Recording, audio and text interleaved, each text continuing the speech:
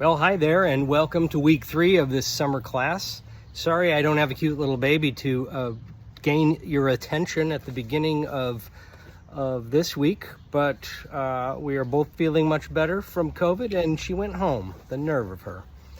So I wanted just to spend a few minutes here on the homepage introducing part 3 of the class. It's a little bit different than the last 2 weeks in that I don't have a lot of in-depth information presentation experiences for you, although the notes are quite detailed.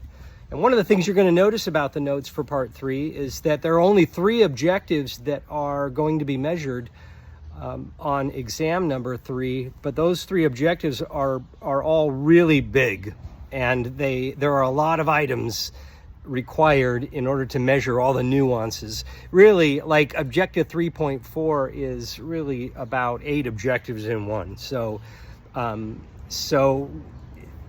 notes, you'll get a sense of that when you look at the notes for part 3 of the class.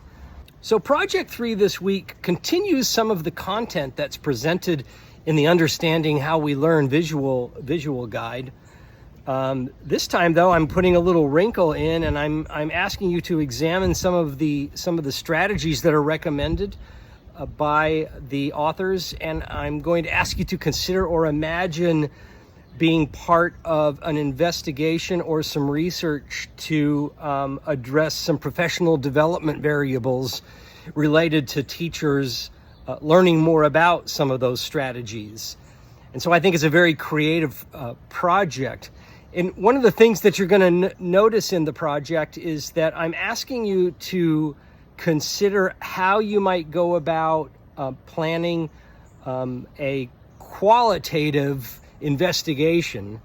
And it's a very realistic scenario that I paint regarding professional development and some of the really valuable content and strategies in that book. So I hope you find it a really interesting project. And that's project 3. One of the things I'm going to ask you to do in that project, as part of the project, is to read a qualitative study that might not seem like an actual piece of research to you when you read it. It's a piece by Thomas Barone, and I was lucky enough many years ago to be able to do some work with Dr. Barone, and I was also lucky to take some qualitative research classes with him.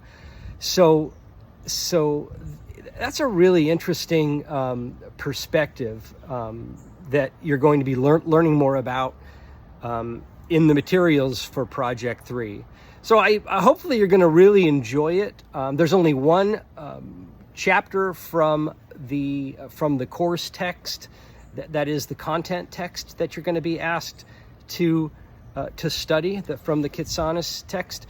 And again, there's 3 objectives that are going to be measured on the course exam. The course exam has 20 items, though. So even though there's 3 objectives, there's many items per objective. And you'll get a really good sense of what I'm talking about when you complete the practice exam for exam number 3. So I hope you enjoy this week. I hope you enjoy the switching of the gears as we move from quantitative to qualitative methods. And as always, please let me know if you have any questions, comments, or concerns. Thank you.